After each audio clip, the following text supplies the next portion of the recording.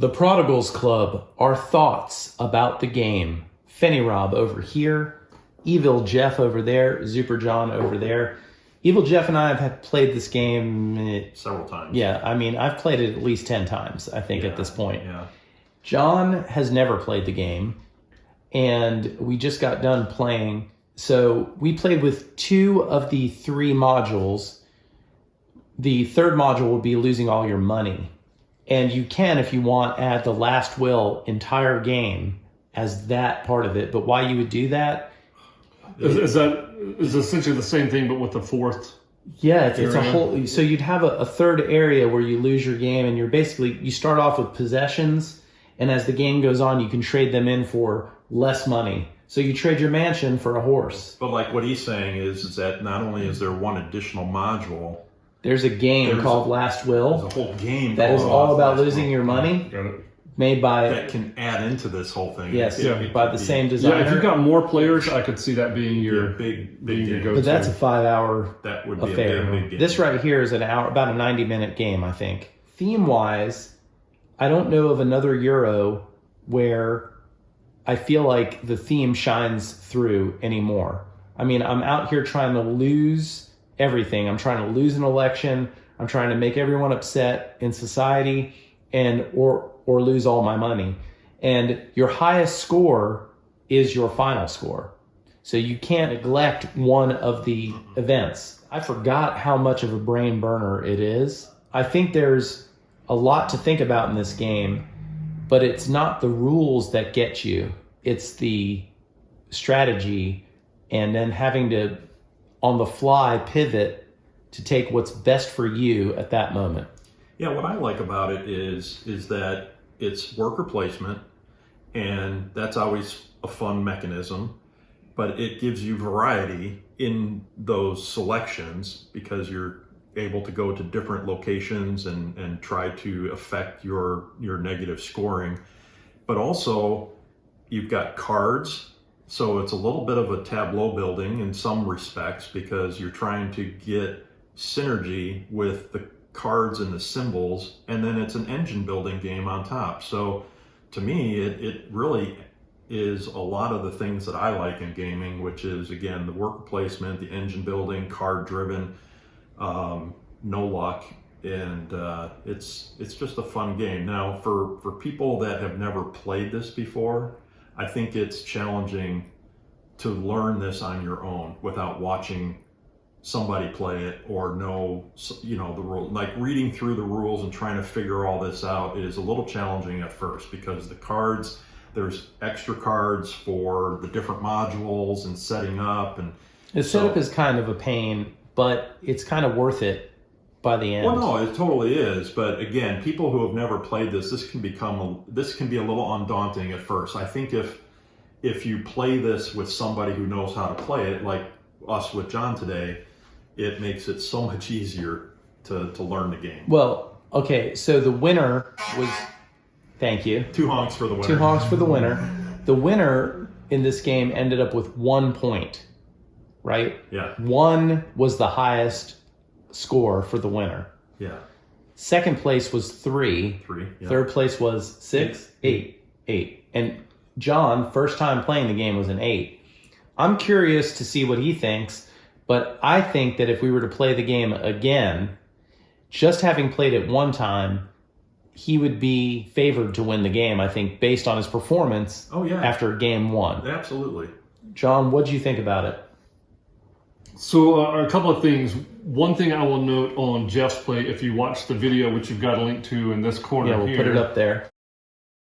Jeff did a couple of things that were good strategy that meant good timing, and that is his champagne flute, or the cutlery. Sorry, the cutlery here matched with 2 benefits he gets for the cutlery for the whole game, and he had those right from the get-go. And so getting those and building cutlery so that when cutlery came up, he knew he needed to chase it. Having that, being able to do that combination was beneficial. So even though it looks like we're close here. 1 and 8. Realistically, I had an 8 on both tracks. Jeff had a -1, so I'm 16 points away. Realistically away, so I was still a pretty good bit away. I was the good thing is I wasn't far out of balance between my two. Right. But so around round 3, I realized my balance needed to shift more towards some other things. So I started doing other things to change that balance. So I would say if you're a new player, get a Post-it note or a sheet of paper and keep tally of where your score is on each one, so you know what you need to focus on. That'd be one thing. The other thing is, it is difficult to build an engine when you don't know what's coming up. I said Jeff was, I don't want to say fortunate. He's a good game player, so he saw something, he took it, he had that advantage, and he played it well. I felt like in round one, I didn't know what was going on. Round 2, I felt like I was just taking whatever I could get, and sometimes that's getting points right now. It's the getting points for the future is how this game is built. But for those points to pay off, you have to do that early on. Yes. So if you don't have your engine built by round 3, for example. Yeah. So now Rob, I think what Rob did was taking what he could get, but around round 4 or 5, his engine was ready, and so that last round he came in and he was coming swinging. What the game does a good job of is you can't go below 0 here. So even if you're amazing, you're not going to run away with the game. Same thing with this this vote track here. Once you get into negatives, it's diminishing returns. It's only 1 point, and you can't go below there. So it kind of, once you run your engine, you're limited in what you can do. But don't forget that if anybody goes to 0 in any one track during the game before the end of round 5, the game ends. Right, so you could hurry up. So you could hurry up and try to get Right, it if you're ahead of everyone. But if you ran this down to 0 immediately, it would mean you're probably high suffering here, there. Right, yeah, then you're still going to lose, possibly. Maybe, but it maybe if you end it fast enough, everybody else is also like super high. Right. Because this track, I mean, until you start getting about here, you're in the 20, 30, 40 point range. It takes a while for that track. Yeah. You start at, I think, 52. If you're not the first player I think is even higher because you take a penalty. Right. So, I think you have to be patient in the one sense of that, like, if this round I can score a bunch of stuff in the election or a bunch of stuff in any one of the categories, and it's not the very end of the game, you might as well go for it, because you can then have the peace of mind to now focus next round. If there's a bunch of the white cards that are one-time deals that then, okay, well, I'm not doing so well in the voting, but there's a bunch of, I can combo and go down in votes 8, 9, 10 in one turn. At the end of the game, I went down a dozen points in election. Yeah. And I knew election was my problem. And it turned out I ended up being the same in both. But I had to pay attention to the election because I knew I was losing there. Right. I didn't know if Jeff was going to be able to hold on in one of the categories. So that's what I like about it is we had different ways we approached the game. Yeah. Jeff's an engine builder whenever he gets the chance. And sometimes the game will end and his engine's just starting to ramp up and the game is over. Yeah. Whereas I'm like sniping every little point I can get here and there. And at the end of the day, sometimes that carries the day. Sometimes the engine carries the day. If there's enough time, the engine sometimes wins, usually wins, but there's got to be enough time. But any game where there's the pressure of being able to end it faster, like in this one, if you go to 0 quickly enough, even if that never really happens, although it might, it has definitely happened where we've gotten to 0 before the 5th round, is that the threat of that happening affects how much engine building you do. Yeah, there's a point where you have to stop building the engine and just get everything in order. Otherwise, you're going to lose. Right. You have no chance of winning. If you are an engine builder, I would say you're going to enjoy this with as few modules as possible, because it gives you the fewer things to do. You're able to build your module. Right. If you're like, I'm a sniper, get as many modules out here on the table as you can, because there's a lot more points to be grabbed. So that's a good balance for example, these two playing styles is maybe the 3 things out there with 3 players gives you the ability to build an engine across 2, snipe across 3, and then I'll come in here and just stock across all 3. It's funny you mentioned that, because I don't know if I've lost this game very many times, but I also don't think I've ever played it really, except maybe once or twice, with less than the full 3 modules. I would say 2 players with 3 modules, or 2 players with that 4th added in. it's point heaven, and you take whatever you can get. There's no point in building an engine there. Right, it's going to come down to the end no matter what. Yeah. So you might as well. Yeah. But if you want the analysis, you need about the number of modules need to match the number of players. Yeah. At most, your modules may need to be fewer. I think you're right, and I think that's why I can see in this particular with 2 modules, it seemed like even more crunchy of a Euro game because you needed the engine because you only had to focus on the 2 things. Whereas with 3 things, it seems like if I can at every turn you have to identify where your maximum amount of points is efficiency wise to move one particular track or a couple of tracks. You're not going to really be able to move all 3 tracks really, really far. So I do think that's a good point. I think with 2, and I gotta say, time-wise, with 2 tracks on there, it felt like a perfect match. I didn't feel like I was getting gypped because we didn't have a 3rd module there.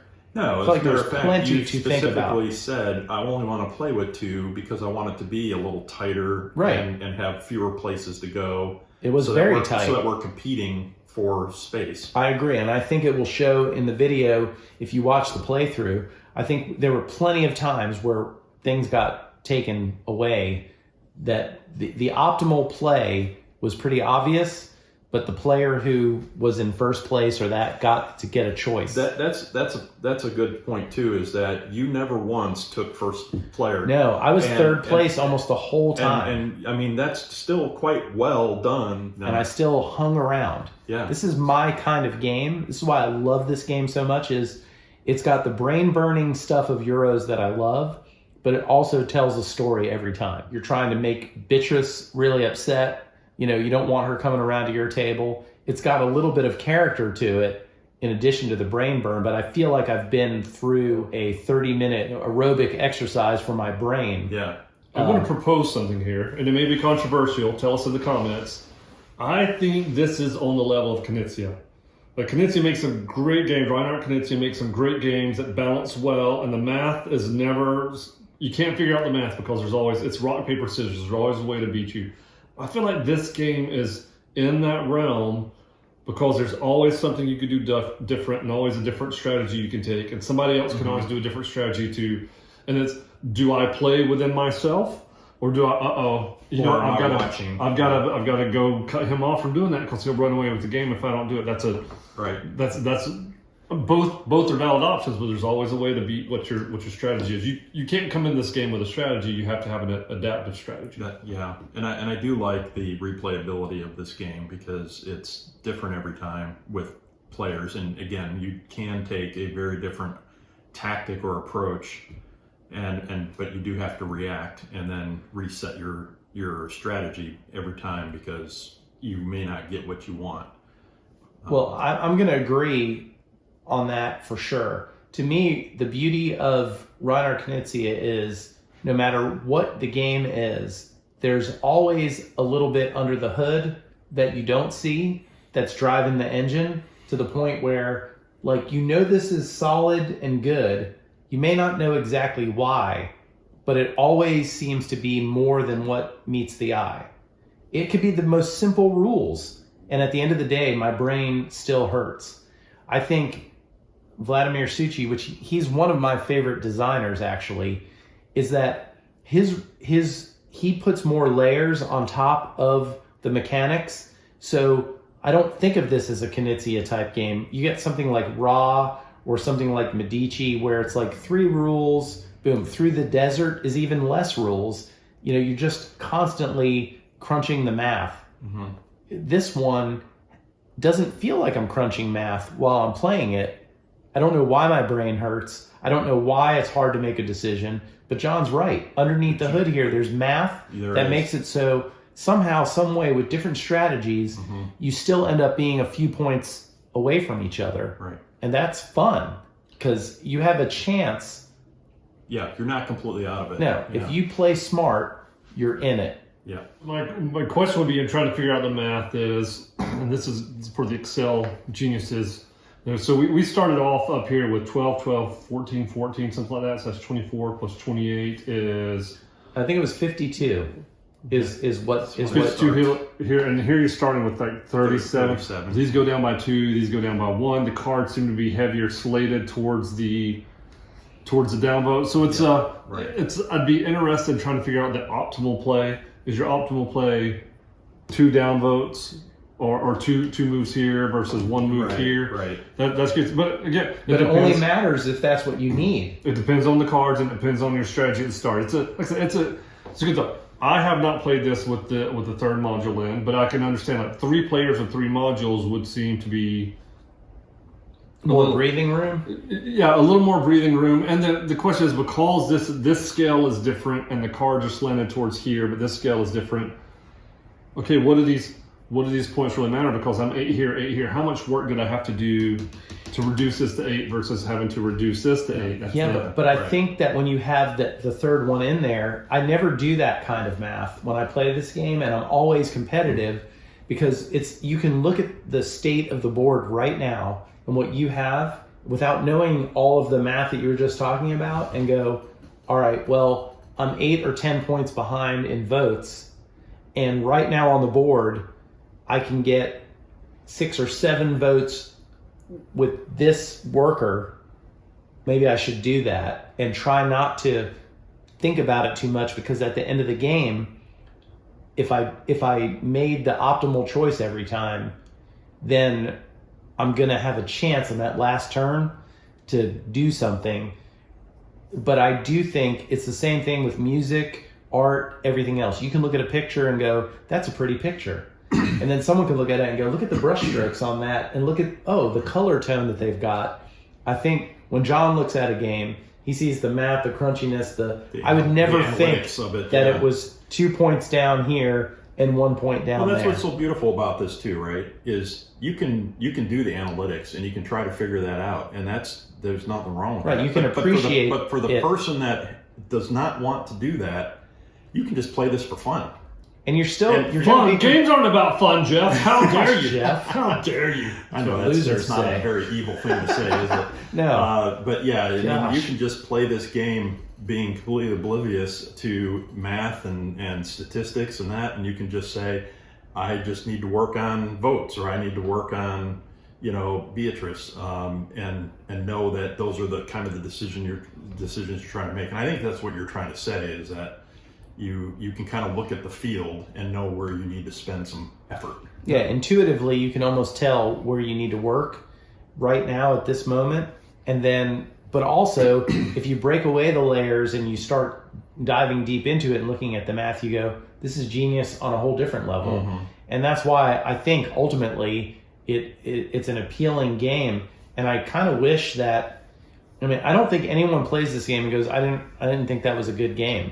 There's plenty of things out there. So I would pause you there and say, when you think about certain people playing this game, the people who like to just sit down and play a game will not enjoy this game. Oh yeah, unless you're like a hobby gamer who understands what a Euro is. You have to appreciate the process in order to appreciate this game. If you want to sit down and play I forget what it is. There are a couple of people we play with who like to play a card, Arboretum or Arbarium or the Pretty Trees. Yeah. Pretty Trees. I want to play the Pretty Trees.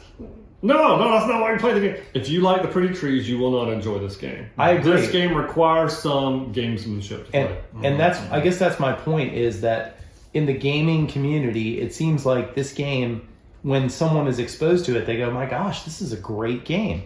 But you never hear about this game. Mm-hmm. And Last Will, people hear about Last Will, but everyone talks about Prodigals Club, because I think ultimately Prodigals Club takes what Last Will does and fixes even though Last Will's solid and good, Prodigals Club is just a little bit better everywhere around. I think so too. Yeah. So anyways, those are our thoughts. Thank you for watching. Please like this video, subscribe to the channel, and play Prodigals Club, for God's sakes. Hey, speaking of replay, you guys want to go again? Yeah. Party on, Wayne.